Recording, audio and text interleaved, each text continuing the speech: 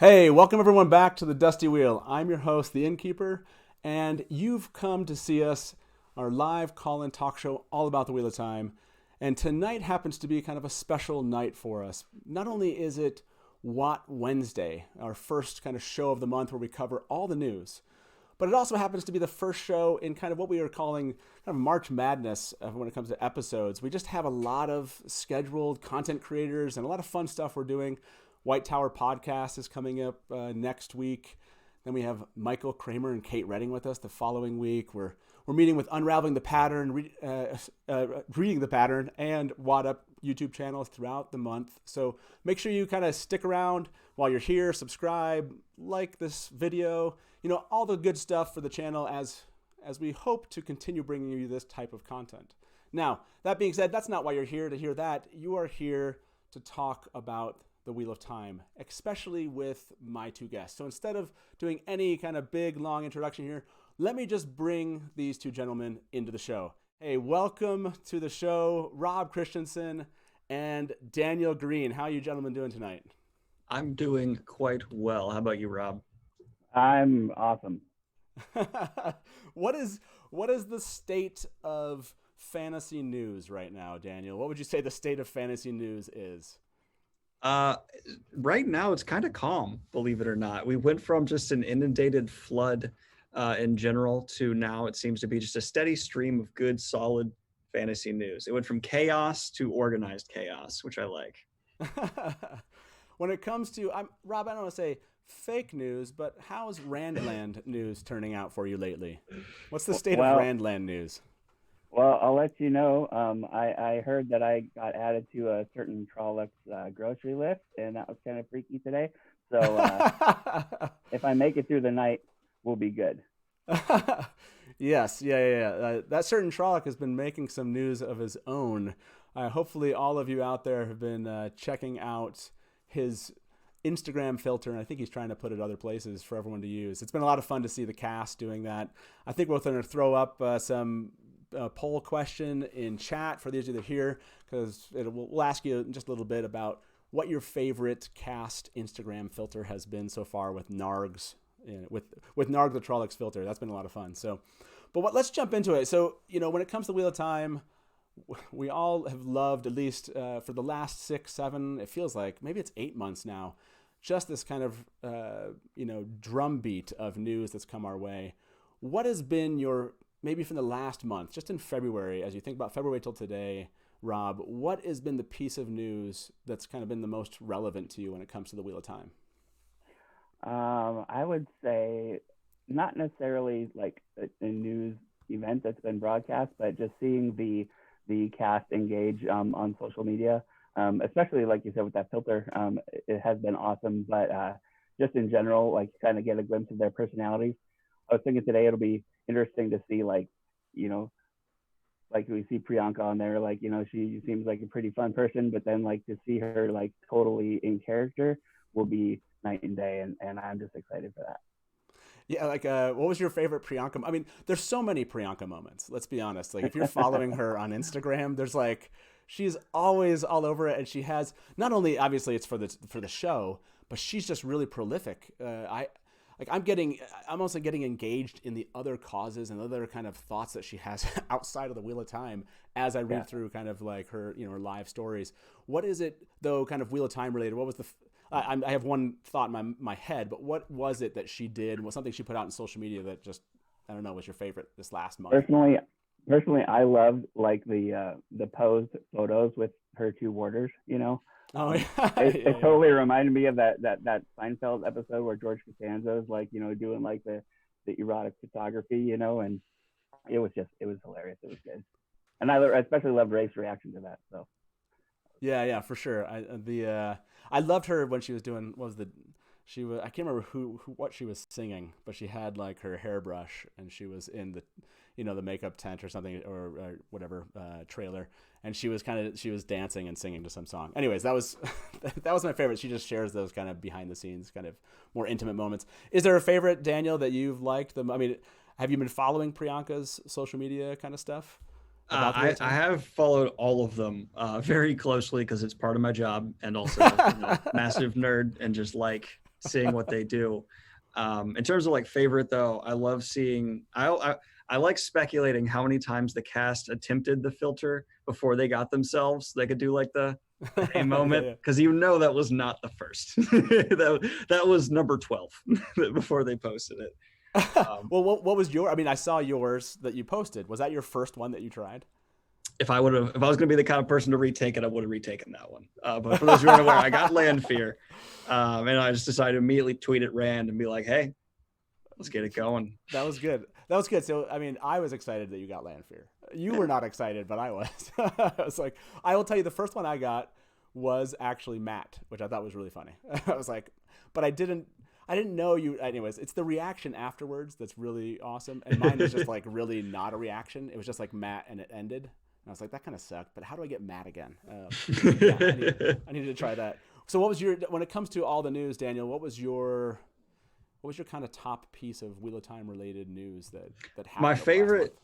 My favorite was the photo of day one and them being like, oh, like, what do you guys think this is? And every fan ever being like, that's Emmons Field. Like, okay, one, we know you told us day one you're shooting Emmons Field. So if you say shout out back to Emmons day one, we know that. But also chimneys, square, we know what's going on here. And it was just funny to see, like, I don't know who's in charge of that account. So I don't know if they thought like, oh, this would actually be like hard people to know, or if they were like, yeah, they'll figure it out. But seeing a lot of people be like, this is too obvious, I was like, I think they are aware. Yeah, like that, and I just threw this up for everyone that's watching. I mean, I'm assuming everyone that's here in chat has seen this image, but it was really cool for them to do this throwback to day one thing. Yeah, how closely would you say you inspected that image? I mean, how closely did you zoom in on things? Was it as obsessive as finding blurs in the image that you wondered if things were hidden behind? I know what sneakers people are wearing. Excellent. That is my kind of geek. I felt a little bit embarrassed by it. Not embarrassed wasn't the right word. It's just like I felt like I was seeing ghosts a bit, but I almost because I wanted to see them, if that makes sense, right? Like I was like, there's got to be somebody. There's got to be some hidden message. And I think that's what I always think. Every time something's posted, it's always like, what's the meaning behind this?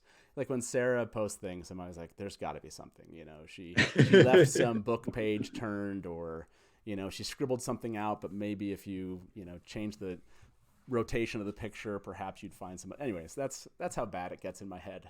I always am like, okay, they forgot to capitalize this T. It's a grammatical mistake, or they're telling us something. Yeah. That's that is definitely that's definitely place. And what's funny is I'm right one every like 1,000th time I think that, and that one time that I'm right just drives me forever, right? Like I can live on that one moment that I was like, yes, I was correct.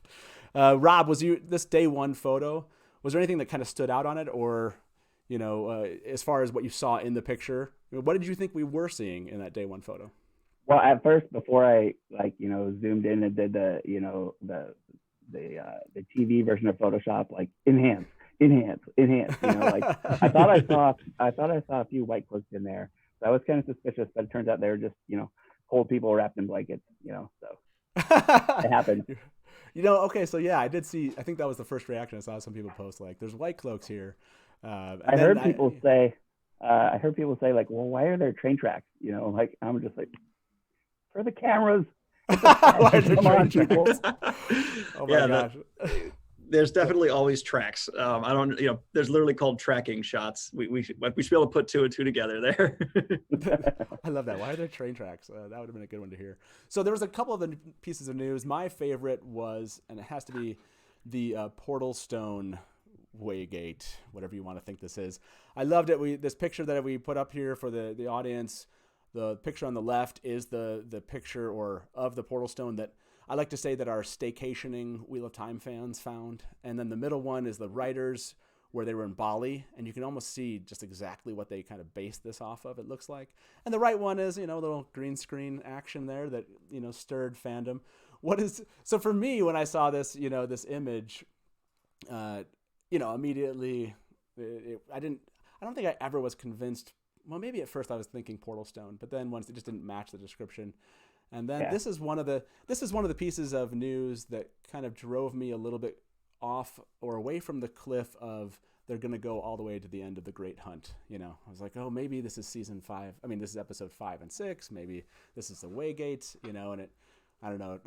It settled my little fan heart of not wanting them to go all the way to the Great Hunt, end of the Great Hunt at least. And I don't know that it's true, but in the end of the day, like that image gave me some hope in February. Did either of you, like Daniel, what was your reaction when this staycationing Wheel of Time fan found this set and took some pictures of this piece of, you know, this, whatever you call this thing, this Waygate? My first thought was I need to travel more. That was legitimately the first thing to go through my head. The second was I really like, you know, one thing I just preach as loud as I can about the Wheel of Time is one of the best aspects of it are its culture. And I love the idea that they're going to the cultures that are around them and pulling, okay, let's pull this architecture. This looks really great. Let's pull that in. That to me is giving me one of the very crucial tools to make the Wheel of Time live up to what the book set the bar to. I mean, we need to have the show embracing the ideas that we're blending all kinds of cultures to create the ones in these stories. And I love the idea that they were out for a jaunt, came across something and went, yep, that one. And then they made it into their piece. Yeah, that's, oh man, that every time someone posts a picture, I think Rafe also posted a picture this last month. He's like, my boyfriend's out, you know, hanging out with his Aes Sedai, you know, so I'm just here chilling, it looked like he was writing, and he showed this, it looked like a castle behind his computer. And I remember posting like, what is that going to be? And everyone's like, that's not really anything. And then someone posted the Bali picture, and I was like, I don't know. Every picture that they post seems relevant, right? Like, again, that's just it's like, there's got to be some meaning behind that. And no, I think you're right. Just from a international standpoint, I love that they're taking the same thematic idea that Jordan did and building it into everything they do, right? Yeah. When it comes to, I mean, I'm assuming we'll see this in costuming. I'm assuming we'll see it just everywhere. And just the architecture side is exciting, right? Seeing that image from Bali and then seeing what they came up with, you're just like, oh, this is going to hopefully touch cultures around the world, which I'm excited about. I want this thing to be internationally, you know, taken up by fans for Amazon. And yeah, I can't wait. Rob, what was your reaction to this Portalstone Waygate image? So my first reaction was, oh wow, that's a high-res photo. I could Photoshop that really easy. You know? Not that I would ever do that, of course. Never. Not that I would ever fake a photo. But my second reaction, yeah, it was kind of similar to Daniel's. I was like, you know, this is a really cool, like, you know, it's an Eastern architecture, and they're mixing up the cultures and stuff. So that's going to be really cool. But that's what made me think that it's not a Waygate, because it's not. It doesn't look like it's Ogier built, right? It looks, you know, very austere and, you know, built out of stone and stuff. You know, bricks and stuff, uglier, like a guy, like a man would make, not an Ogier, right? And so I was thinking, you know, maybe it is just kind of a, you know, the entrance or to Faldara, you know, and maybe they just, you know, CG the rest of the walls around it and stuff like that. And so, you know, because it really didn't, like we were saying, it really didn't look like the Waygate is described or Portalstone at all, you know. But it's definitely cool to see it. And I was thinking, like, it just, since it's out in the middle of the open field, that probably gives them a lot of, you know, room to, you know, expand on it, you know, when it comes to the visual effects. Yeah, that was definitely one of the questions, and it would be hilarious, right? This is what I love, right? It's gonna be really funny a year from now where we're like, oh, it wasn't a Waygate. Yeah. we had 300 conversations about this as a Waygate, and it was just an entrance to a city. Well, look at us. On screen for like 5 seconds. You know, like, I just want to point out that I started using a green screen on my channel a couple weeks ago, and suddenly we're getting green screen shots from the Wheel of Time. Like, they're following you, man. You started a trend. I like it. By the way, for those of you that are watching right now, it does happen to strangely also be my birthday today. And so one of the things I did last week was I put out this, you know, giveaway idea that anyone that made a comment on our last week's video, subscribe to the channel, they could be part of a number of people we would consider for a JordanCon 2021 3-day pass. Now, we didn't pick 2020 because, well, it didn't make a lot of sense this late in the game to try to get you there, you know, since this is just a ticket to enter. Unfortunately, it's not a flight and it's not a hotel room. But we thought next year would be amazing because it's the premiere of the show. It's going to definitely will happen by then. I mean, I think. And then and it's also I think Brandon's showing up. I think there's going to be so much going on there that's the one to be at. So if you happen to have already entered your name, I think this is kind of a fun time to just do this. So gentlemen that you're on the screen, you won't see this. We're going to throw this little wheel and we're going to spin this wheel with all the names, and we'll just let's do this live and now, and then we can jump back into the news. Let's do this. Okay, spin that wheel, Taylor. Good luck, everyone who put your names in. I'm actually really weirdly excited right now. I really want to know. I know. Now it's like we're all like, oh. Like Wheel of Fortune, you don't really know. It was Dreadbane is the winner of that. Dreadbane, hopefully you are a subscriber to the channel, and we will contact you later. Obviously, those are not on sale just yet. We'll follow up with you and make sure that you get that. Congratulations, Dreadbane. I want to tell, though, Joe Perry, if you're listening, we did this a couple times before the show. Like, we were like, okay, we got to test this thing out. Joe, I think you won like 3 times while we were testing. So I'm feeling a little bit bad about that, Joe. So someday in the future, I'll try to make it up to you. But it was like, I can't believe Joe's won this many times, just randomly. So yeah, congratulations, Dreadbane. We'll make sure you get that 2021 pass to Jordan Con. Hopefully you like it. If you can't go, what's fun is you can just give it to a friend. You can do your own giveaway. That'll be fun. So we'll also the Dark One's own luck. Yeah, right. And so we're also going to be doing a giveaway in chat for all of you live participants. We'll put that up here shortly. You just enter. We're going to try this out. We did a little test on Saturday. You can. This one's actually for either the Dusty Wheel or the Dusty Pipe Terangriel Nightlight. We'll show you an image of those up on the screen here. I happen to be a fan. Look, it's the Dusty Wheel, but I love that pipe. I can't. It's hard for me not to pick the pipe. So, one of you tonight will get one of those Terangriel Nightlights. We'll send that to you. We're gonna do a little unboxing when we receive them, and then we'll get one off to you. So you'll see that show up in chat for those of you that are chatting. Anyway, sorry, thanks guys for that little interruption on the giveaway. It's a lot of fun. Yeah, I just saw Dreadbane was in chat. Looks like he was here. You won, man. I believe Joe also sent a message of, oh, drat, or something like that, or LOL. I'm sorry, I missed that. Yeah. Like I said, Joe, I'll make it up to you. I think Joe's going to be at Jordan Con, and I'll figure something out. So as far as other news that I thought was really interesting, there was one piece that an article came out from, I think it was from Rosamund Pike recently. So I wanted to throw that up on the screen. She said some interesting stuff, but some of the things were said by the person writing the article. She said, she is sitting here in her trailer on the set of The Wheel of Time, a mega budget fantasy series. She still looks quite Pike-like. Her blonde hair is cropped short and she is wearing a chunky olive green woolen dress and even chunkier boots. As for the show, there's not much I can tell you about trekking across its gigantic set, a former truck factory, because I signed a scary-looking NDA. What I can exclusively reveal is that Pike's character, Moraine the Sorceress, will look quite sorceressy. And this last piece I thought was quite interesting. She said, as for the diversity question, and then Pike said, we've still got a long way to go, she admits, but then points to the Wheel of Time, which is stocked with a diverse cast of newcomers. Pike is the mama bear of the pack. And then Pike said, if you carry on casting the way the Wheel of Time is, they aren't going to be able to ignore it.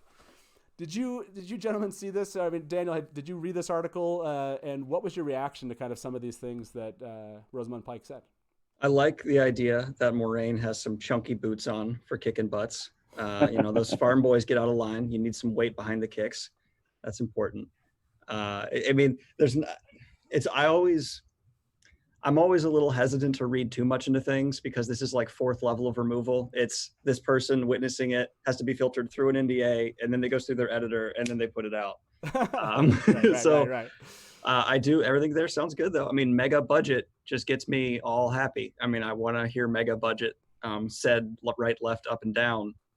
And then, yeah, speaking on the diversity of casting is fantastic. It's something I'm always happy about. And we're consistently seeing. It wasn't like they just put out a wave at the beginning and we're done. It's just a continual diverse cast coming left and right, which reflects the Wheel of Time so well.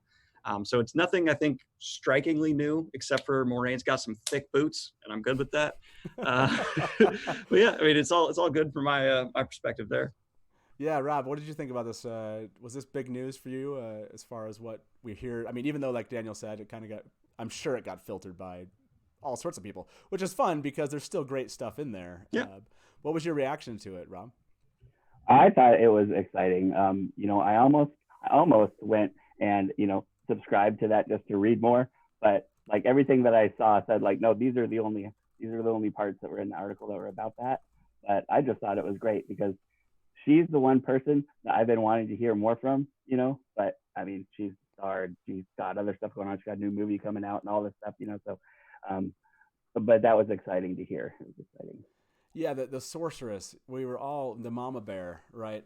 I've been dying to hear stuff from her too. So when I saw that she, had done an article, obviously the article was not strictly about the Wheel of Time, but it was about other projects she was working on. But it was nice to at least kind of get this feeling, like you said, Daniel, mega budget. That's a great thing to hear. And then this everyone kind of freaked out. I'll be honest, I about her being a green woolen, dress. It's like, Moraine, what? But again, we don't really have any context for what was happening, what she was doing or whatever. Maybe those boots were not, again, related to anything, but just Rosamund Pike loves chunky boots, Yeah. And also, Us and I don't exclusively wear their own colors. They branch out every. They usually have like a fringe. For all we know, that green dress had a fringe of blue. I'm not gonna. And maybe the person doing the article is colorblind. I have colorblind people in my family. I'm not gonna. No speculation there. Right. Maybe she was just in Mistress Alice mode. Like, we don't know. She's undercover. Who knows? Yeah, that's what I thought was, so the last point of the article, the diversity point she makes, what I liked about that is, again, it's not just the cultural, kind of the architecture, right? It's they are actively, going in and making this show very much just, it's an international thing, right? And that's Robert Jordan to a T. You know what I mean? Like, so the fact that she talks about like this might actually, when people look at this show, maybe it will kind of, make some change elsewhere. Yeah, I mean, hopefully, I mean, it's so on point for the show itself, and I hope that it does, extend its influence to other shows. Well, we just had Sarah, who's involved with the show, in the chat say that she wouldn't be in costume for an interview. So really the real takeaway is that Rosamund Pike likes wearing thick boots to kick people. And that's the biggest takeaway we could actually have. Nice pickup there. Yeah. No, thanks, Sarah. That's awesome. So before I think there were a couple of other little pieces of news. One was Daniel Henney. There was an article put out about from his hometown, and there's this little piece there that said that whoever was writing it said working on a series that will air on Amazon Prime in a year's time. So that was interesting, just from the perspective of when do we think we're going to get this? That doesn't really tell us anything, right? A year's time is not very it's specific, but it can be used generically.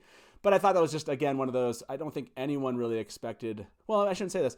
Daniel, did you ever expect that the show would premiere previous maybe to this fall or by the fall of this year? Kind of where's your head at on this question? So I get asked this one a lot. Everything that seems overly ambitious like that, like people always seem they want the show to come out so fast, so quick. I want it to take its time. I want to hear that for VFX they're setting it off for a full year. So the long, like, I'm not saying, obviously I want it, don't get me wrong, but like, take your time, you know what I mean? Do it right. Because once it's out, it's out. You can put it in the oven, just make sure it's in the oven the right amount of time. So that's all if it's going to be within a year and they're confident they can have it done in a year, great. But if I hear, it won't be out till late 2021, I'm just as happy because I know, okay, they're getting it right. Yeah, absolutely. I mean, again, to that point, late 2021, sure. As long as it's, like you said, getting it right is the ultimate, question there. Rob, did you have did you think it was ever going to be out earlier, or were you still in the same place, which is like, just get it right. We don't really care when it comes out. Yeah. I thought I read a couple different places, late 2020 or early 2021, and then, there's also the speculation of, what are the competing series that are launching, Marvel has stuff coming out and The Mandalorian's coming out. And so they, I'm curious whether they'll, wait to get all of us nerds in one place, or if they want to, do the competition thing and try to divert attention. So I don't know, just take as long as you want, make it awesome. Don't make it cheap. Don't make it cheesy. Like as much love as people like had for, Xena Warrior Princess, like spend time on the effects. Don't have it look like Xena.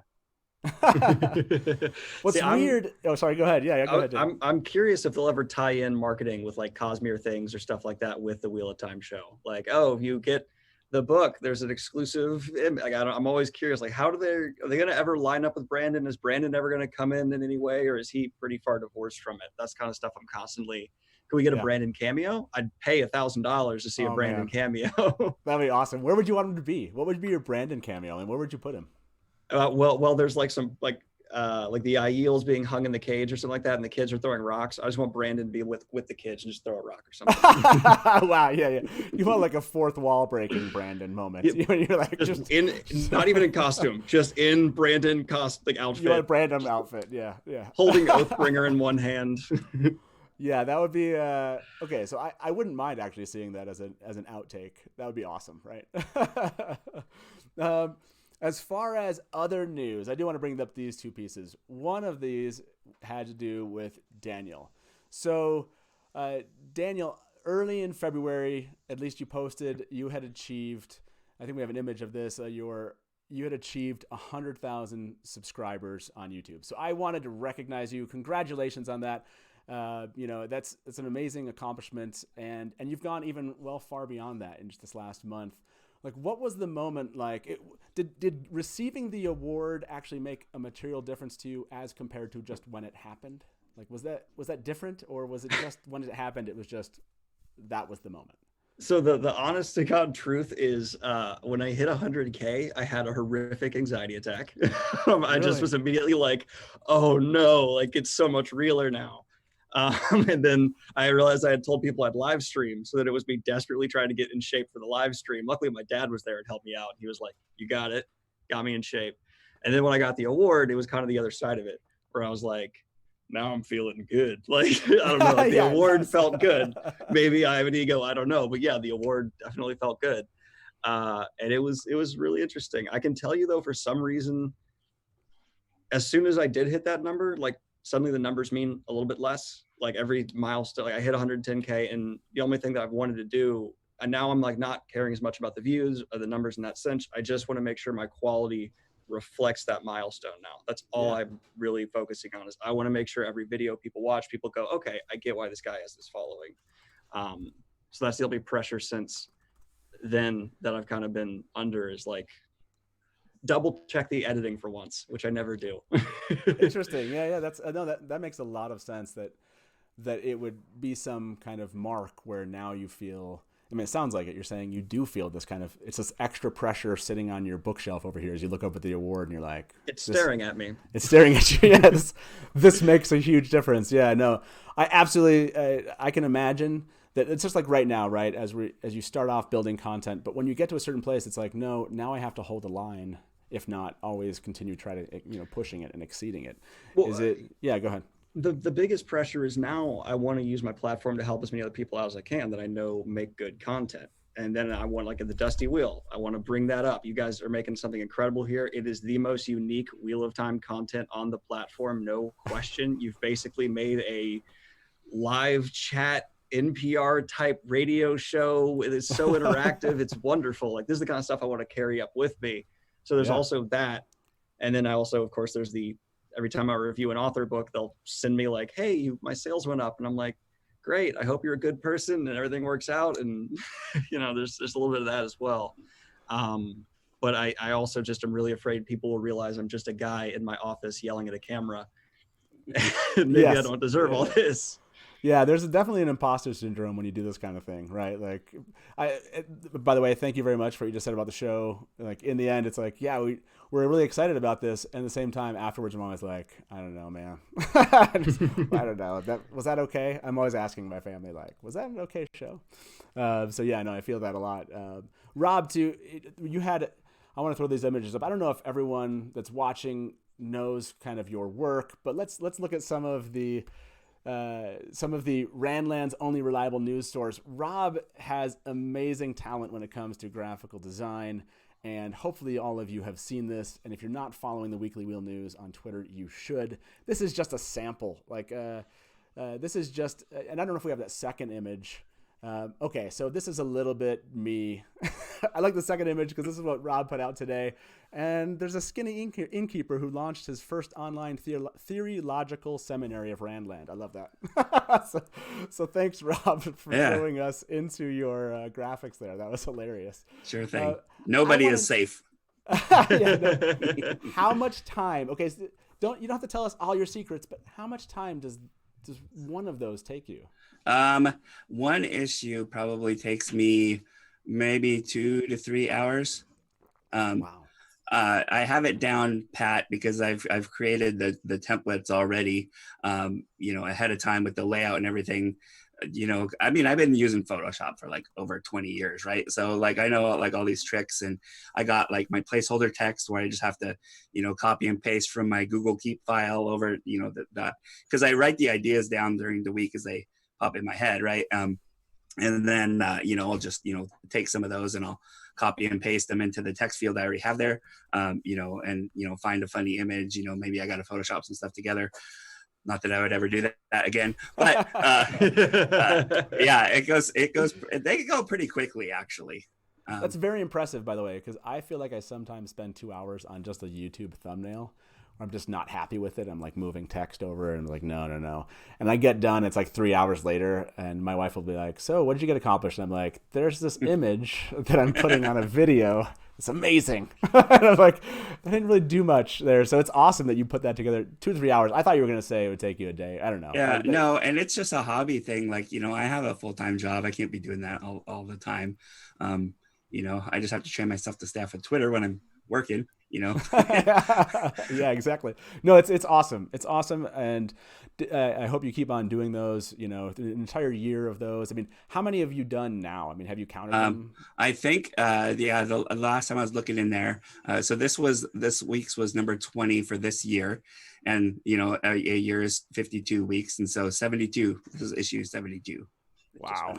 It's very impressive. Oh man. I'd love to take a moment here just to tell you my relationship with your work, Rob, because at first when I saw the first one, I was like, oh, someone did this one time and that's pretty cool. That's awesome. And then I saw them popping up again. And it's just every time I was like, there's a beauty to this. There's a certain level of like, this is gorgeous in a really interesting way. And I just love the humor, how you're putting these all together. It just works. And I appreciate it. I think I followed you on my alt account and I still need to follow you on my main account.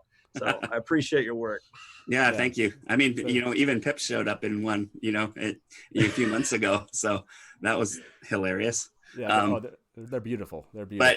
But it's kind of funny because, when I started doing it, it was just kind of a whim, the Gals on the White Tower podcast, had a thing at the end where you just do these silly teasers for the next part of the chapter. And I was like, oh, those would make great headlines. Now in the back of my head, ever since I was a kid, I always wanted to be a designer and work on Photoshop for the Weekly World News, the one that was in the supermarkets all the time. Right. My mom would buy those things for me when I was a kid, and she's like, I don't know why I'm buying you this. I'm like, these are just fun, she's like, it's not real, right? I'm like, shut up, pro wrestling's real too. But awesome. Yeah, I always wanted to do that, and then I started doing Wheel of Time artwork, 3D art way back in the day, back when I first started reading the series back in the late 90s. And but the one thing was I was never really happy with it because I couldn't really put my own spin on the 3D rendering stuff at the time with the technology that there was and software I was limited to. It was very primitive. But Photoshop is kind of my bread and butter, and I've been doing creative stuff for my entire career, and so if I can marry that with the Wheel of Time, and plus like just do cheesy tabloid stuff, which I always wanted to do, like I confess, it's been awesome just as a hobby, but it's been fun. Dude, you can't tell it's a hobby. That's anyways, it's amazing. By the way, to those who are watching, we're going to do two things right now. One, if you've never been with us before, there is a live call-in aspect to the show. So we're going to open the phone lines. You can feel free to call in and, tell Rob and Daniel how much you love their work, or have a question for them. I have some Ask Me Anything kind of questions. We'll do that segment shortly. But, you can feel free to give us a call if you want. That number is 1-313 825-5968. Now, for those of you that always call in, you are every week, you are, our lovely fans. Maybe give everyone else just a second to jump in, just because we have these wonderful guests with us today.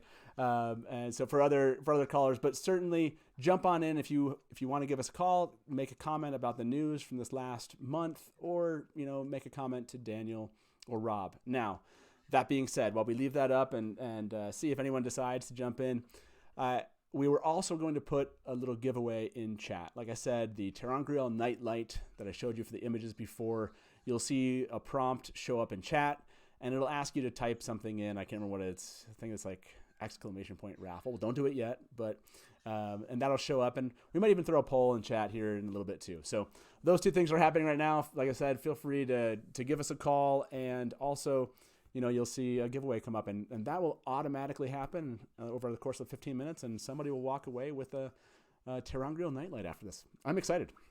So yeah, go ahead. So real quick, I just want to say, if you're watching right now and haven't hit like as a happy birthday to Matt, you and I are not cool, and you need to do so immediately. Oh man, I'm not cool. Hold on, let me do that. Oh, I'm not cool. Crap. Oh, sorry. Here we go. Yeah. Look at that. See, I appreciate that. Anyone that's here, and if you're not subscribed, we hope you do. Again, I'm sure we'll have these gentlemen back, and we'll do some fun stuff as we're going to get trailers and premieres coming up over the year. I hope you'll, give us a subscribe too. You can support multiple content creators, and we hope that you're willing to jump in and do that. I think I was on and watching the live stream for Nameless today, and also for Daniel. I happened to have the day off to work on the show for my birthday, which I wanted to do for everyone and myself, so I could sound not stumbling over everything. So yeah, it's a lot of fun, and if you do like it and subscribe, we really appreciate it. I've heard that it helps. So ask me anything. I had some questions. I put them out to the fans, and they threw some questions at me. One of them was, and maybe I'll start with Daniel. What would be the one thing in season 1 that would kind of make or break the enjoyment of the show for you? Have you ever considered that? Like, not necessarily that you wouldn't watch it, but that might affect your ability to enjoy it. Oh man, so many people are going to think I'm a snob for this, but I'm a big sucker for VFX, and if VFX fall apart, I have such a hard time. Like the example I pull from now, it's like my go-to is in The Witcher. They have a dragon in an episode, and the dragon looks so bad. Like, it's just not good. So I'm hoping the VFX can hold up to it. Obviously, if they aren't completely stunning, I'm still gonna watch.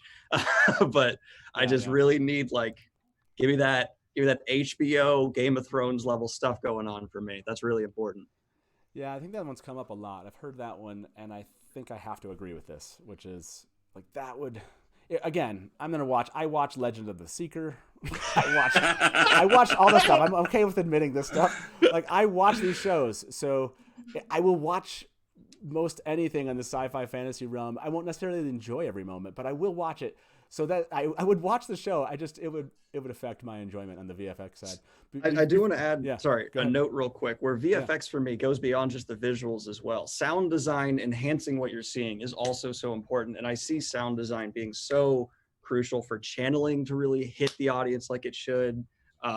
Things down the road causing insanity. I don't know if this is a spoiler talk right now or not, but things like that need to have I want to get chills, and I get chills from smart sound design choices. That's so important to me. Sorry, I just had to add that in there. No. I love that you kind of called it out as far as how all-encompassing that is. We do have a caller here. Let me bring in, his name is Corbin. He's a first-time caller and just wants to say a quick hi. Let me bring him in here. Hey, Corbin, welcome to the Dusty Wheel. How you doing? I'm good. How are you all? Great. So you said you wanted to say a quick thing. So yeah, what is it you what were you thinking about? What did we throw off there from a news standpoint, or what did you want to say? I just wanted to say thanks to you guys. I'm relatively new to the Wheel of Time community. I started reading it. Well, I started the audiobooks last May after Daniel. I was subscribed to his YouTube channel, and he kept bringing up the show over and over and over again. And I thought, you know what? I might as well try it and give it a try. And I finished it, all 15 books, this past January, and I've just been so obsessed with everything Wheel of Time since. Congratulations. That is an undertaking, and good job. at some point, the Jordan Estate needs to pay me money for the number of people I get to start the series. Yeah, so you should start tabulating that. You should just have a live stream, Daniel, where you're like, okay, everyone that has ever read the series, because come here and let's get your story, because I want some residuals off this thing. What was your favorite? Well, tell us then while you're here with us for a second before we move on to another caller. What was your favorite? You just read all 15. You just knocked them all out. What would you say was your favorite book? Oh, that's really hard. I know. I'd say overall, like most people, my favorite book was The Shadow Rising. But I think in Knife of Dreams, the Golden Crane was the first time that the book actually made me cry. Oh, so that's very special to me. Absolutely. I think you just called out to, first of all, The Shadow Rising. It tends to be on so many top lists. And then just that moment, I think, I mean, the moment you just brought up is an emotional moment, I think, for a lot of fans. So, yeah, that makes sense. You're feeling well within. Sorry, were you going to say something, Daniel? I just wanted to ask a follow-up of your thoughts on New Spring, because not everyone gets to it, and I'm excited. You must be a big fan to get to New Spring, because it's like a lot of people forget to do it. So I'd love to hear what you thought about it. I read it after Winter's Heart. Well, I listened to it after Winter's Heart, and I used it as kind of like a nice little break because the slog was really hard because it was just a lot of chapters listening to not a lot happening event-wise, and it was a nice little refresher in between Winter's Heart and Crossroads of Twilight. I'm gonna have to recommend Murphy Napier doing that, because she's struggling with the slog right now, and maybe New Spring. I mean, that's a smart play. I think I need to change where I recommend New Spring, because that's a good idea to just break up the slog with it. Put that in there, nice little refresher. You know, a good way to kind of break up the slog also is, switch from if you have access to the audiobooks, listen to the audiobooks. It's not doesn't feel as nearly as drawn out, and plus, that's what I plug for Kramer and Redding. Yeah, Kramer and Redding, they are heroes of the series. They brought that world to life magnificently. I think that's why I loved it as much as I did, was because of their voice acting for it. Well, I'll throw a plug in then. Come back on the 18th. They'll be on the show. Hey, Corbin, thank you so much for being a first-time caller. Hopefully you'll be a viewer of the show as the year goes on. We're going to have a lot of fun. Anyways, I can't wait for all the stuff that's going to happen once the show comes out as it gets closer. So, hey, thanks for being part of the show, and we'll talk to you hopefully again soon. Yeah, thanks for having me on. You guys keep being great. Thank you very much. Appreciate it. So, sorry, I know that we'll try to get through the callers a little bit quicker. Always first-time callers, I want to make sure we bring them in. But I think you all know this guy. He has a name. We're not sure what his real name is, but everyone refers to him as Nablus. There we go. Hey, Nablus, welcome to the Dusty Wheel. How you doing? Well, what's up, man? What's up, guys? No, that's Canablus. Oh, that's not Canablus. Yeah. That is Nablus. I mean, you know what? Actually, Daniel, you and Matt actually both know my real name, so it's a secret, but you guys do know it. That is true. That is true. In my phone, you are known as your name dash Nablus. Well, it's just my first name is Duh. So okay. I just don't normally tell people that. So by the way, before you tell us this, my son just made a really funny comment. He's like, everyone had Daniel breakfast. Daniel Greene was like breakfast live stream, and then it was like afternoon with Nablus for their lunch live stream, and now it's dinner live stream right now. And you're all here. That's awesome. It's like early Jordan Con. Right? It's like live stream Wednesday. This is what Wednesday. That's what this is about. Exactly, Ed. So what's up? Well, I wanted to come back to one thing real quick before I got to anything serious. And so you guys were talking about special effects earlier, and they've made a lot of advances in de-aging technology, and I think that's going to be important. And I'm sure Daniel understands why I'm going to say this, but if he's going to play Olver, he is looking a little older than originally we thought. And I know Daniel's been wanting to play the role of Olver in the series for a while now. So I think he's too good looking, man. He's too good looking. I want to know everyone in chat, who would like to see Daniel? Give me a thumbs up if you want to see Daniel play Oliver, and or a thumbs down if you don't. Okay, let me be clear. If I am invited for any appearance in the show, which I highly doubt will occur. I haven't acted since college, but if I just want to be killed by a Trolloc. That's all I want. I want a Trolloc to murder me. I'll be so happy. The last thing I'll tell my grandkids on my deathbed is, in that one episode. By the way, they have a hashtag Daniel for Oliver. Yeah, I know. I hope this trend that sucker on Twitter, please. I get to take some credit for that. I think. You take all the credit for that. You take all of the credit for that. Okay, what was the serious comment you had, Nameless? On a serious comment, I missed the first part of it, so I apologize for missing the first part of you guys talking. But I really didn't have too much of an agenda other than I'm a big fan of both Daniel and Rob. The stuff on the weekly news, I laugh out loud. That stuff is hilarious. So awesome work, man. I don't think we've ever actually talked before, but you do a really good job. And I've publicly said this before, but I'll say it again. I mean, this community is awesome, and I say this because I have a fairly small channel on YouTube standards, but in the scheme of things with the Wheel of Time, I would not have gotten where I got without Daniel. And so I just feel like there's a lot of gratitude to go around for, first of all, the way that he promotes people, and as he's kind of risen to being a big time YouTuber like he is now, just how humble he's been and how approachable he's been, and what a benefit that is to the community. So, I mean, not necessarily anything Wheel of Time related, but I just wanted to publicly acknowledge that and say what a good guy he is and what a benefit he's been to the rest of this community. So, that's really my main comment. So I'll give you, Daniel, a chance to reply back there. I'm immensely uncomfortable with compliments, but thank you very much. Yes. I very much I'll make a note of that. I very much so believe in high tides raising all ships, and part of it's selfish. I mean, the better everyone else does, the better I do. We're a self-feeding cycle here on this platform and in the community in general. So I love bringing people up because I love seeing people succeed, and on top of that, I like bringing people up because people seem to be pretty dope, and I want the Wheel of Time to do as well as it can. I will note, like, even Rob. I mean, when I think about it, Narg, there's a lot of, I can tell, Dragon Mount, a lot of the groups are, do a really good job of like just sending out like, hey, here's a new piece of content. Here's a content creator coming in. Here's something cool, like the Wheel of Timelines website out there that kind of came up this month.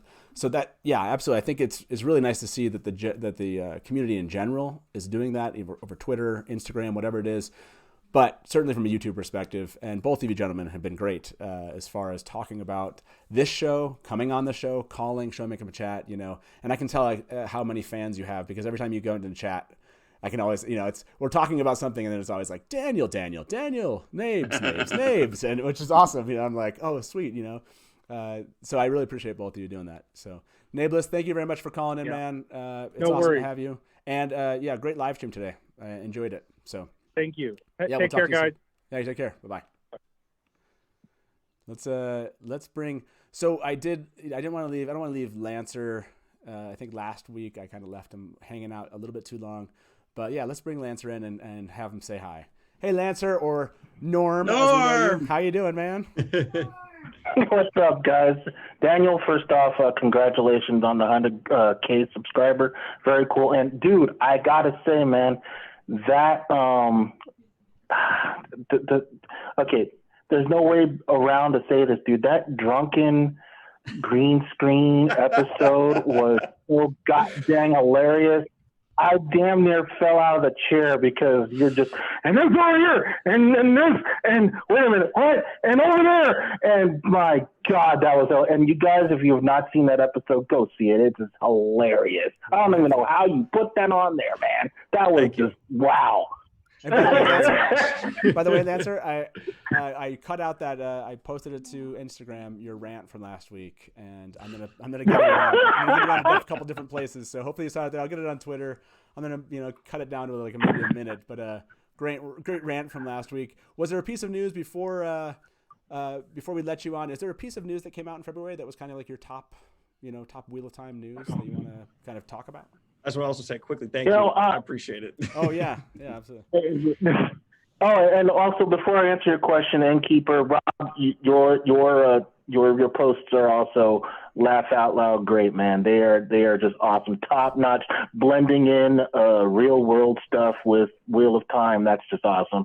And last but not least, of course, from everyone in chat and around the world, Innkeeper, happy birthday, buddy, dude. Hey, thanks, fam. This is awesome. Happy birthday, man. Hey, appreciate that. So, yeah. I'm honestly, you know what? I'm. It's still the lack of news. I'm sorry, I can't be the naysayer. I've got to. Where's my Elaine? Where's my Min? I need to know. I need to know who is. There's so many people that are left out from this first book. I mean, everyone's wanting to jump into book 2 and stuff, and that's great and awesome and fantastic. But come on, this lack of information is driving me insane. I want to know who's going to be the hottie playing Elaine, or who's going to be the hottie playing Min. I mean, call me shallow, but I mean, come on, dude. I feel like every time you call in, Lancer, I can cut this out and put it on social media because it's always great. You're always in kind of this mode, which I love, which is severe excitement about this show. And severe love for it. Yeah. Sorry. Go ahead. You're gonna say something, Dan? I just want to say, like, I'm a little bit in the opposite camp here. I'm kind of in the mindset right now where less is more. I know that's gonna drive a lot of people nuts, but I like being surprised. I want everything to be right now. For some reason, like, don't get me wrong, every news drop, I geek out and I'm happy it happens. But there's a part of me that's just like, okay, I'm gonna wait till the trailer. When the trailer comes out, I will light myself on fire out of happiness. It'll be wonderful. But as of right now, let's just deep breath. Let's enjoy what we've got. I agree. Hey, by the way, Lancer, thanks always for calling in, man. Appreciate you being a viewer, and I'm sure we will hear from you next week, man. I look forward to what your latest rant might be.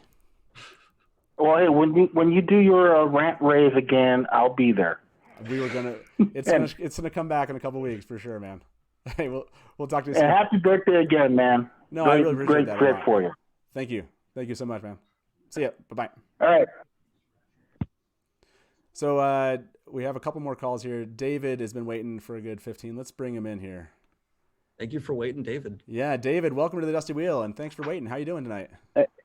Hey, Dusty Wheels, Daniels, everybody. I just want to say I'm starting to become a big fan because, well, Daniel was the main real reason that I started to read Wheel of Time. So, Daniel, I salute you. Thank you for getting me into this world. I'm in love with it, everything. And the Dusty the Dusty Wheel is a good place to channel to theorize and what's going on with the TV show. Well, basically, my question is, I'm a big fan. I'm going to get ahead of myself on the books here. I'm a big fan of the Black Tower, the Ashaman, all of that. So I'm really hope in the TV series they can really, really, really boost it up. I don't know, just add some scenes and make it up, because I'm really a big fan of that. The Mahale, Mazrim, the Taint, or everything like that. I just really hope in the TV show they can expand, how Mazrim is training, men to channel, or how the Taint is taking over them. The madness, or I don't know, recruiting trips. Sometimes briefly they mention like the recruiting trips that the Ashaman go to place to recruit men. And I'm really hoping that can really expand that, or maybe during the slog they can have some scenes, with the Black Tower, how's everything is going, or they're starting to see Robert Jordan put some seats on, starting to show the division of the Black Tower, the Mahale versus Logain.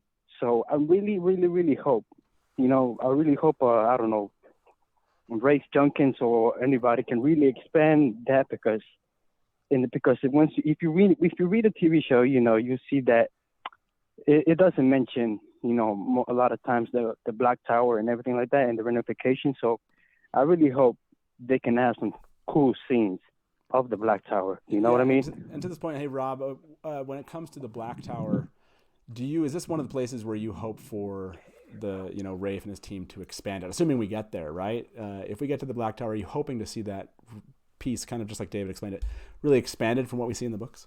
Yeah, that was one thing, reading the story so much, I really wanted to hear more about. And I was just frustrated that Rand was just like, nah, I got other stuff to do. And I was like, oh, what are you doing? So I was glad that, Brandon circled back there and we had all the stuff with Androl and Bavara. That was cool. But, just a little bit earlier would have been cool. Yeah. How about you, Daniel? Is this kind of a target for you as far as where you can see, a needed expansion, or do you like the little that we did get? Well, I agree that it's a needed one, and I also would bet money we're going to get it just due to the fact that Rafe Judkins has vocally said how big a fan of Logain he is. I mean, that was in his first AMA, I think, as showrunner. He specifically said, like, I love Logain. I think he went as far as to say he plans on making him a bigger part. Yeah, if I remember the summarized questions from that. So not only do I think, yes, that's a great way to break up the slog a bit, which I don't think will be as big a problem in TV because you can, condense. But yeah, it'd be wonderful to see that. I mean, Logain, as I've said for a long time, is one of the most underappreciated characters that we have in the series in terms of the depth and interest he can bring. Yeah, for sure. And I think, I think also right. have. Yeah, go ahead. And also, can I add a little something to it? It's just that, I know that Daniel did mention, I know that Daniel made some old videos relating to the, the Black Tower or the Black Tower versus the White Tower, all that kind of stuff. I was wondering if, I don't know, if Nameless, if you're hearing me, or Daniel, or Innkeeper, or anything like that, if you guys will make a video of that thing. I know I'm kind of getting ahead of myself, I know that, but how would it look like if they would adapt the Black Tower in the TV series relating to the books? You know what I mean? It would be kind of cool if you guys do, like a video just to theorize or, go freaky nerds about it. You know what I mean? So that would be kind of cool. I love it. We will. Yes. I was going to follow up with Daniel about this. Cast, yeah. You want us to go freaky nerd about, like fan cast, all that kind of stuff. You know what I mean? Because I really like the Black Tower, especially, Mazrim Taim, Ashaman killed. Are you fucking kidding me? Hey, David, thank you very much for calling in and giving us that topic and describing that. I think that is definitely a place where the fans are excited about. And I think, at least for me, I just hope we get there, right? Like, I'm trying to be really conservative with my, this is going to be really successful, and I want to see what that becomes. I think I was listening to Nabless's live stream, and they were talking about, the last battle. And I was like, man, if we get to the last battle, I don't really have any. It doesn't really matter to me how it turns out, because if we've actually gotten to the last battle, that's amazing. So, hey, man, have a good one. And hopefully you'll kind of continue being a viewer and give us a call again sometime, okay? All right, thank you. Bye-bye, man. Yep, take care. Thank you. It's funny how if they get to the last battle, we know for sure, just without question, that will be the most expensive, ambitious few episodes in television history. It will be 4 or 5 or 6 episodes of Amazon throwing stacks of cash at the show. Exactly. I mean, why wouldn't they, right? By the way, for everybody that's in chat, we're going to actually pick a winner of the giveaway. Everyone that let's do that really quick before we bring in another caller. So I think it's just a matter of us clicking a kind of pick a winner here. So let's see what happens. Thank you very much for all of you that have joined in for the giveaway for the Terangriel Nightlight. And guess what? You get to kind of pick if this is going to be a dusty wheel or a dusty pipe, whoever wins here. So I'm kind of excited to see what shows up in chat here, who the winner is. Are you going to be dusting on top of it? You're going to take your own dust and get it? Exactly. It's Brandon Jackson, man. Welcome. Well, congratulations on winning the Terangriel Nightlight. We'll try to... Maybe we'll get a hold of you if you want to follow us on Twitter or something, or maybe we can communicate with you. I think if you're a subscriber, we can send you a note through YouTube, I think. But anyways, let's Brandon Jackson, congratulations. You get to choose Dusty Pipe or Dusty Wheel, man. Thanks for being here. I appreciate it. So let's bring in, I think we just have a couple more callers, and then I want to jump to our Bad Watt adaptation idea segment. I've been looking forward to this all afternoon. So let's bring in Keith here, his first time caller. Hey Keith, welcome to the Dusty Wheel. How you doing tonight? Hey, I'm good, thank you. First off, happy birthday. Secondly, I want to say I appreciate all of you guys' content as a fan. Between, I think somebody else had mentioned, they'll get some news and then it's okay, what next? So I'm kind of in that same boat. You guys kind of help get me by while we're waiting on some news. Sure thing, yeah. And I think it's cathartic for us, I think. Sorry, go ahead. yeah, it kind of helps like bridge that. Okay, let's hear somebody else talk about it. While we're waiting for something else to come through. But yeah, for sure. And then my question, I haven't really heard anybody discuss soundtrack, which can be huge for especially certain scenes. I know for me, King and Lionheart by Monsters of Men, I think of Brandon Lane every time when I hear that song. When it comes to the so music, I'm just curious. Yeah, go ahead. Yeah, like if there's any songs you hear that you think, oh, that would be great for this. Like I said, for that song, I think of Brandon Lane every time I hear it. That's a great question. Do either of you have kind of a soundtrack in your head when you're reading The Wheel of Time? Rob, I pass it on to you, my man. I don't.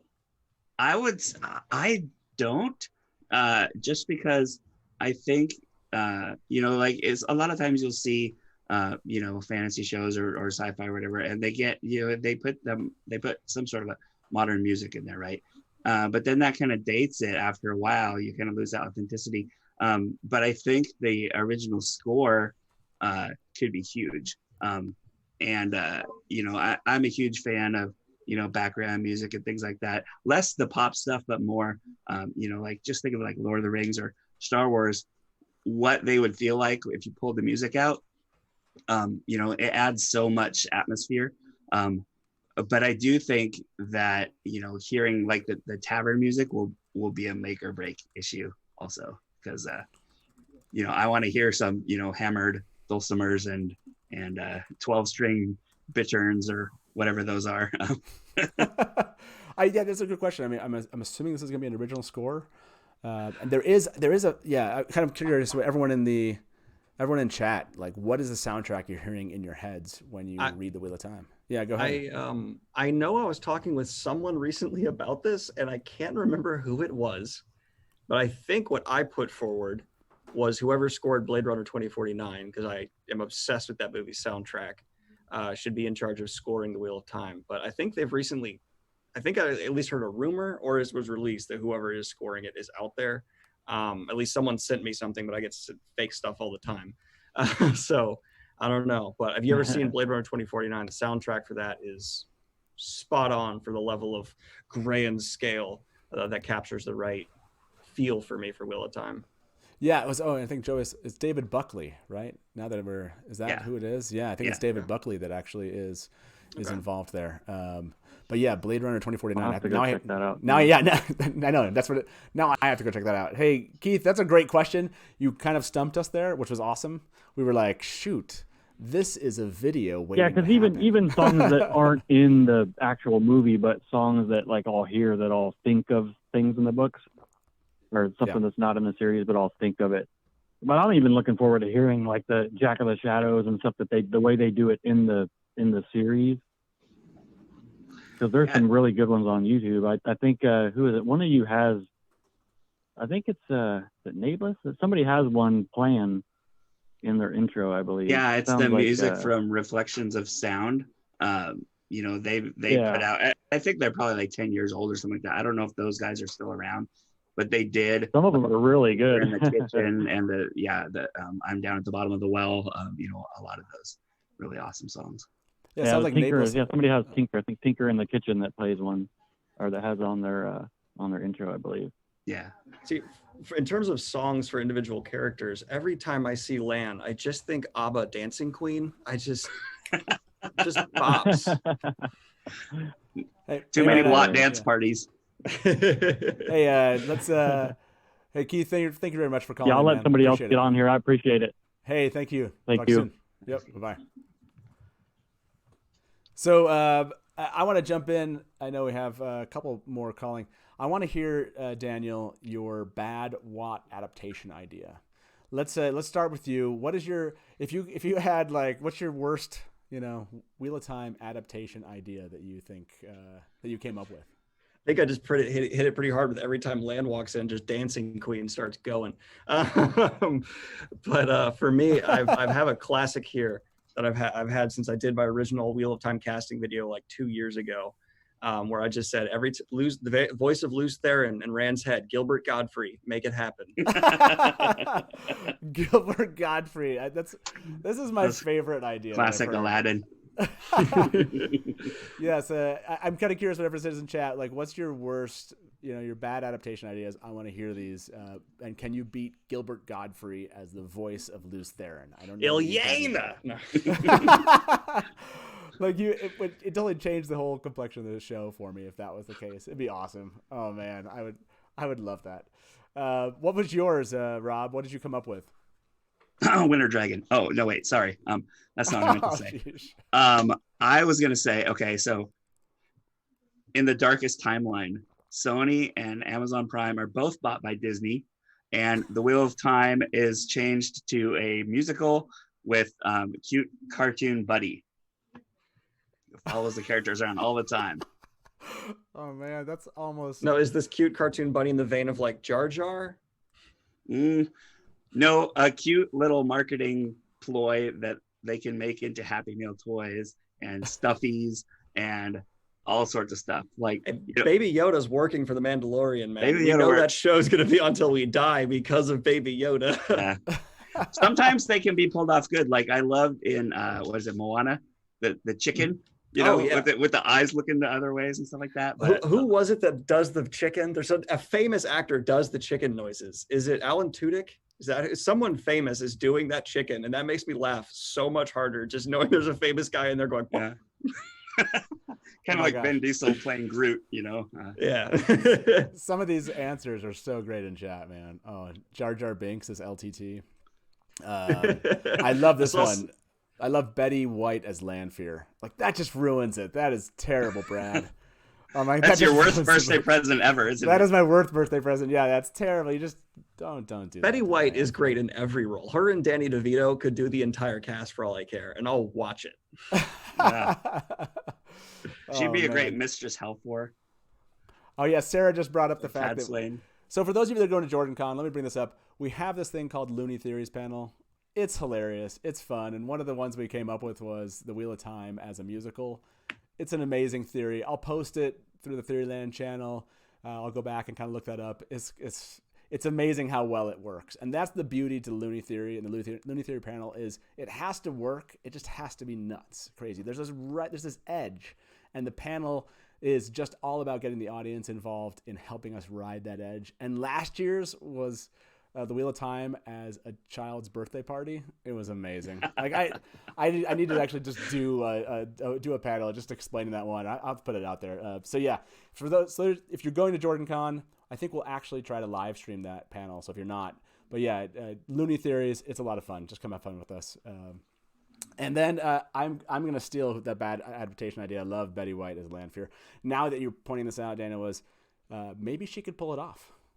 Like at first I was like, this is a terrible idea, but I'm like, well, maybe I could get behind this idea. So we did have a couple more callers here. Let me bring in Paul to the show. Hey Paul, welcome to the Dusty Wheel. How you doing, man? Hey, how you doing? Good. So what comment do you have? What question do you have tonight? Well, I was gonna say, loving the stream. I wasn't aware that this type of thing was even a thing. I'm trying to leave my echoey room. Sorry about that. No, was calling to say congrats to Daniel for his 100,000. I was going to say thank you to Randland News because it always makes me laugh, and I really like this channel in general. I was also here to tell Daniel I did not let you win. I did not let you win at JordanCon. It's how you can tell the game is well designed, my friend, is when the maker of the game loses to the first opponent he plays. He's been stalking you all day, man.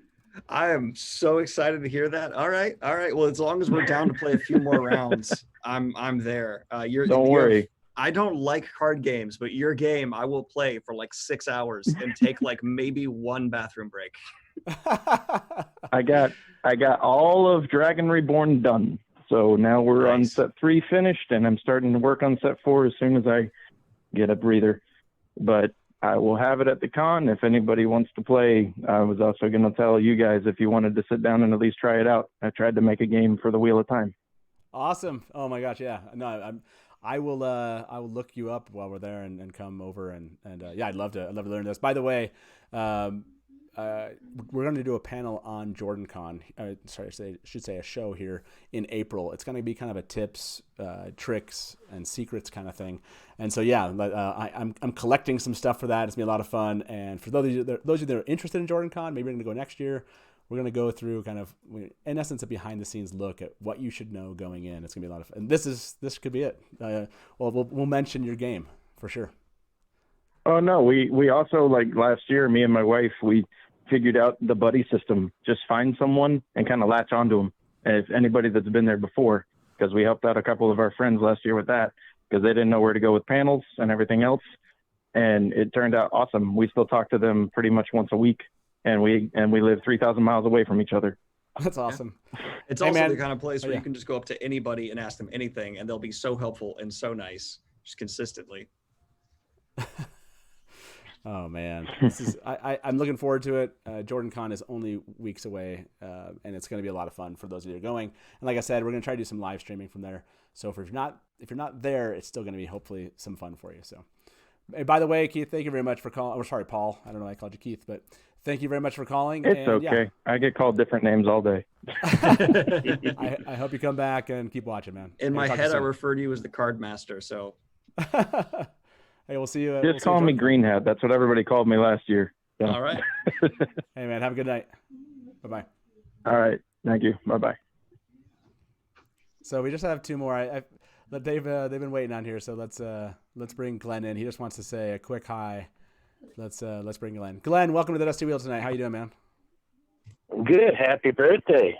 Thank you very much. Really appreciate it. Can you hear me? Yeah, we can hear you well. I wanted to say thank you to Daniel. You brought me back into Watt fandom.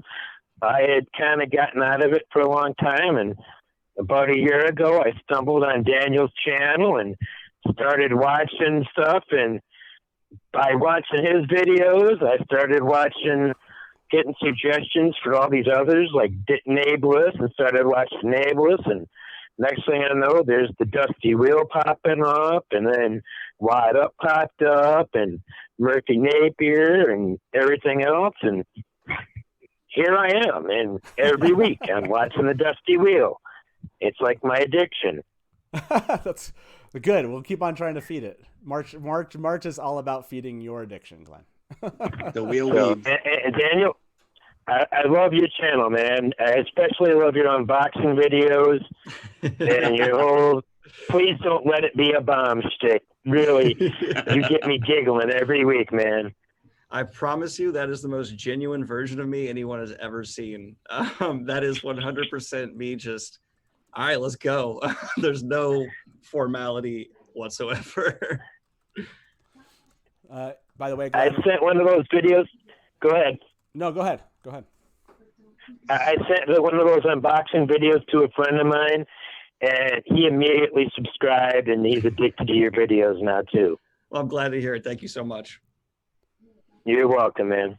Hey, Glenn, congrats on the 100,000. Thank you for being a part of the community, man. Yeah, for sure. Thanks for being on hold for so long. We really appreciate you. Oh, no problem. And, yeah, well, I'm sure we'll see you next week, man. Like I said, we're coming back to feed that addiction. So we'll talk to you soon. Talk to you soon. Talk to you next week. Yeah. Bye. And there's one more first-time caller here, Todd. Let's bring him in. Todd, welcome to the Dusty Wheel. How you doing tonight? I'm good, Matt. Just want to be a first-time caller. This is no first-time caller. I guess this is a first-time caller. This is Todd. You've seen him before. He's one of our panelists. He was just, I guess this maybe is your first time you called. So yeah, definitely a first-time caller. Definitely. That's the main reason I called in. That and to tell you happy birthday. And I kind of wanted to ask them how long they had been reading Wheel of Time, and what their best rant was for the Wheel of Time. Okay, let's hear it. Go ahead and start us off, Rob. How long have you been reading the Wheel of Time, and do you have a short rant about the Wheel of Time at all? I'll probably have lots of rants, but I would say, so when I first started reading the Wheel of Time, Lord of Chaos had just came out, right? So this was, I want to say 95, 96-ish, something like that. I had a roommate, two roommates actually, who were like big into fantasy, and my roommate one of them, like he threw me Stephen King books all the time, and I was like, oh, that's really cool. I'd read up to the end of the Dark Tower at that point, which was after Wizard of Glass, the fourth one, and I said, I need another book, and he said, well, what do you like to read? And I was like, well, I remember you gave me Dragonlance back in high school, and that was really cool. So I haven't read much fantasy other than Narnia when I was a kid, so like, how about that? And so he goes into his room and he comes out and he throws the Eye of the World at me, hit me upside the head. He goes, here, try this. And I often tell people, like, that's when I left the Two Rivers with Moraine, and I never looked back. So nice. That's a great way to put it. That's Daniel, when did you start reading The Wheel of Time? I was either 11 or 12. So I'm 25 now. So math. And then I wish I had some great story like that, but I liked blue, and the Eye of the World had a very blue cover, and so I was just like, oh, fantasy book, and I picked it up, and now my life revolves around it. There's no story. I wish I had one, I really do, but I think the only memorable thing was my mom was yelling at me, hurry up, and that was about it. That's hilarious. Hurry up. Did it make you a faster reader or did not?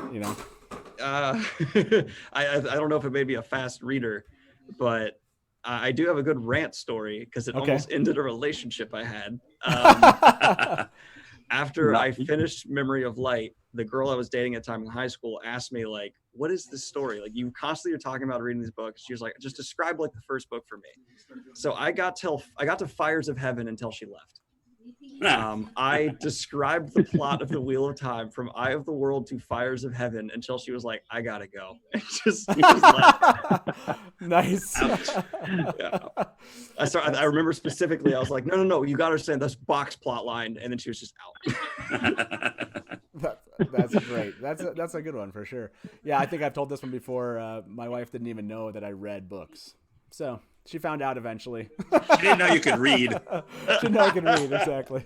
She found out, like, it could be like 2:00 in the morning, and she'd like wake up and I'd be gone, and she'd like, where is this dude at? And she'd walk out in the hallway, and I'm like laying in the hallway with the light on and just like reading a book. She's like, what are you doing? And I'm like, I'm reading a book. I don't know, it's pretty obvious. And she's like, no, why are you reading a book at 2 a.m.? And I'm like, oh, yeah, this is normal. This is what I do. Yeah. This is what I do. Same conversation with my wife. Yeah. Yep. Hey, Todd, thanks for being a first-time caller. Really appreciate you being part of the show, man, and appreciate you calling in and giving me wish me a happy birthday. So and we'll see you. You're welcome. Okay, talk to you soon. And again, to anyone who has not liked the video as a happy birthday present to Matt, you're a bad for person. those of you if you're still here hanging out with us and just having fun, please like the video and subscribe. And I'm seeing some like stuff moving behind production here, so let me we might take a little break here. But by the way, for those of you that have just shown up, if you've been watching this entire time or missed the beginning, this is our live call-in talk show all about the Wheel of Time. Today has been our kind of news, just general discussion with our panelists talking about the news, and we'd like to do lots of call-ins on this day just to kind of let fans talk about the news itself. Next week, we'll be doing a live adaptation of The Great Hunt, which is a lot of fun. We're going to have the ladies from the White Tower podcast here. And then there's this whole litany of cool, fun stuff we're going to be doing. Each show is just a little bit different. There's almost always a live call-in aspect. But show up next time and dig into The Great Hunt. Kind of, it's fun. It's like a what would we keep or kill kind of atmosphere. So I can't wait to see what Jess and Jen are going to say, because I imagine it's going to be hilarious. That's kind of how I think about Jess and Jen. So I'm seeing lights over here. So if you don't mind taking just a moment, my dear wife is bringing something into the camera here. Oh, there it is. There it is. I don't know if you can see what it says there, but she wrote my age. Maybe I'll turn it. So are you expecting to do something here? Okay, yeah. In your minds, make sure that mic doesn't light on fire. Yeah, right. In your minds, you can sing a happy birthday, and I'll blow out the candles. Right. Oh, there's one left. Of course. There it is. Thank you very much. Thank you for the happy birthday. I really appreciate that. There's like we need to add some fog machine in here. Yes. That'd be awesome. Okay, we've been doing this for a good hour, almost to an hour and a half. We'll bring this last person in, then we'll have kind of final notes from my panelists, and we'll say goodnight. Chad has been waiting. Let's bring Chad in here. Chad, first time caller, welcome to the Dusty Wheel. How you doing tonight? I'm doing well. How about yourself? Doing great. You're our last call of the night. What is it you wanted, or kind of what is it you wanted us to talk about? All right, so I'm glad you guys, thank you for taking my call. I just wondered if you guys, or do you guys have any type of concerns about Elaine not being casted yet? I feel like it's bothering me. Everyone, like people I talk to that I know, I'm like, why is it she's not casted? I'm kind of freaking out. Like, they're already in filming and yet she hasn't been casted yet. So I was just wondering if you guys have any thoughts on that as to why possibly she might not have been casted or anything like that for being such a major character. And then she has that scene, she has her scene. Let's Daniel, do you want to take your stab at this? Do you have any concern at this point? What's your, what would you say to Chad's question? It's a good question. I also I find the irony that, like, if you ask people like least favorite characters, Elaine is like one of the most commonly mentioned, which I disagree with. I like Elaine more than a lot of people do. But at the same time, as soon as like we don't see a casting, suddenly like our protection instinct comes in and everyone's like, hey, where is she? We need to know. But it's as Sarah noted in the chat earlier, I mean, there's been an unprecedented amount of information they have given us. So anything that we're not getting like that, I'm just okay with, because we've let us, the fans, take such a deep look inside at this point. Yeah. You gotta understand, they're still so early on. Like, this is early on compared to, a lot of shows. You don't even find out who's involved until further down the process. So I'm okay with it. Everyone was saying, oh, there's going to be no Tom, and now we have Tom cast. So, we've been proven wrong every time people are speculating that character's cut. So I don't think we're going to have a surprise like, no, she's not there, because, I think it's still yet to come. There's leaves yet to be turned over. That's not a saying. I'm done. Well, I was going to say that just because they haven't announced it doesn't mean that she's not cast yet. Right. Like, she could be there. They could be filming scenes there. They just, they haven't decided that they're going to announce her yet. I mean, we all thought that Tom wasn't cast, and he was one of the first ones, Yeah. So just because we don't hear it doesn't mean that it hasn't happened yet. Okay, now I'm gonna take a little bit deeper dip into the speculative side. So, Chad, I'm gonna say this is my theory. Episodes 3 and 4, we haven't seen the table read for yet. And then we saw there was some gap of filming maybe after episodes 1 and 2. And then we saw a table read for 5 and 6. And then we saw that the director for the finale showed up in Prague. So that gives me the idea that we just haven't seen that, and we weren't led into that piece of the 3 and 4. So my guess has always been, because they've been so great about sharing, because we've seen so much, the fact that we haven't seen that has to do with maybe that 3 and 4 are where we kind of get this Camelin pieces, and it just hasn't been revealed, or we just didn't realize what we were seeing. And then maybe somebody that we've seen so far is part of that piece of it. So that's my theory on it, why we haven't. But to everyone, I guess, else's point, yeah, what we've gotten so far now is pretty amazing. And I was actually extremely pleased with February. I know other people haven't been. February was amazing. There was a lot of stuff. And by the way, I feel like the staycationing Wheel of Time fans, that was like plenty of news for at least 2 weeks. So the Portal Stone Waygate was awesome. Hey, Chad, thank you so much for calling, man. Appreciate you being a first-time caller. And thank you. Have a good evening tonight, okay? You too. Happy birthday, by the way. Oh, thanks. I appreciate it. Right. Okay. Or alternative take, episode 3 is where they reveal this entire time it's actually been a Sword of Truth adaptation. And it I just still watch. The wheel is broken. Part 1 has won. Okay, gentlemen, thank you so much for being here. I want to give you both kind of a last word. I know we got to bad adaptation ideas. We didn't get to everyone's question. To those of you that are watching, we do kind of an after show. People that are in chat, you still have questions, and we didn't answer them all. I try to jump into our Discord channel. You can find that in the description. Into the live shows channel. You can jump. Todd, that was a lot of fun. We had so many new callers today, and that is just part of what I love about this once monthly kind of news thing that we do, which is just kind of chat about the news and let other fans around the world just kind of give a call and talk to us. That's part of the fun of this for me. So, Daniel, I'm going to leave you any last words about the show itself, content creation. I did have a question for you, and I just don't really have time for it, so we'll have to catch that one next time. It was all about doing book reviews. We just didn't get there. But is there anything you want to leave us with, or those watching? Just keep promoting the Wheel of Time community because it deserves it. I mean, there's no community out there that has such a diverse range of people so aggressively creating the content that they're passionate about for it. Everyone from Rob here over to, the White Tower podcast, who they do a spectacular job every time they put out an episode, raising the roof in terms of quality, humor, and the number of swear words you can include in an hour. I just want to encourage everyone to keep sharing, keep promoting each other, because it's so important to helping this. I know the more we promote each other, the better the ripples that are going to improve the entire fandom from to the show and beyond is going to continue to be strong. So just keep that going because it's homegrown. This is real. This isn't corporate bot. Everyone here is real. And that matters a lot. Yeah, that's awesome. And thank you very much for noting that. Rob, anything that you want to leave the audience with that's watching us, or did you wanted to say to Daniel and I?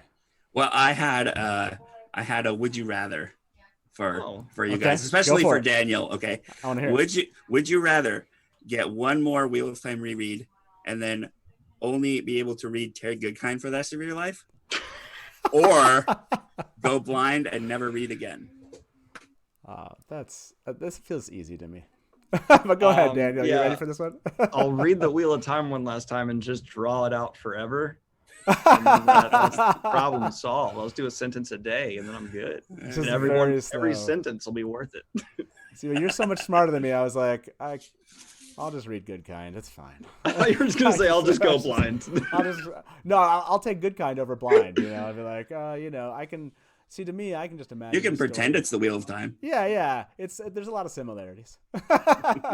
Same question to you though, Rob. You can't get out of here without answering your own question. That's not allowed. Man, I think I'd rather go blind because I still got the audiobooks. Michael Kramer and Kate Redding will keep me. There's loopholes. Yeah, there's always a loophole. Well, by the way, we didn't ask a poll question. I don't know if we have one back there set up in chat that the test we were going to run this time, and I totally forgot about it. But if we have one set up and you want to chuck it in there, you feel free as I close up the show. But when it comes to it, I really appreciate both of you showing up and being part of our little news special this month. It was awesome.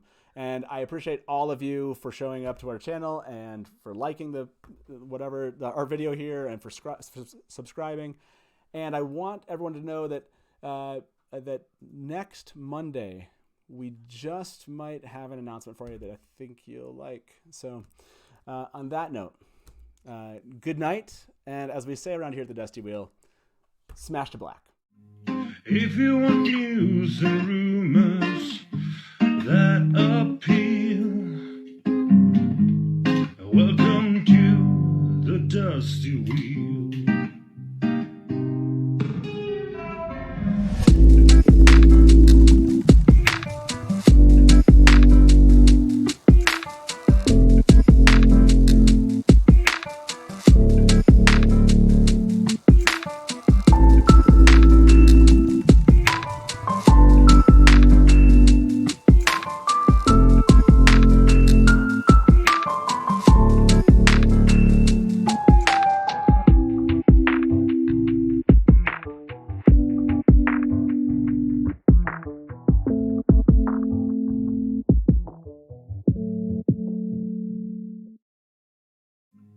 If you want news and rumors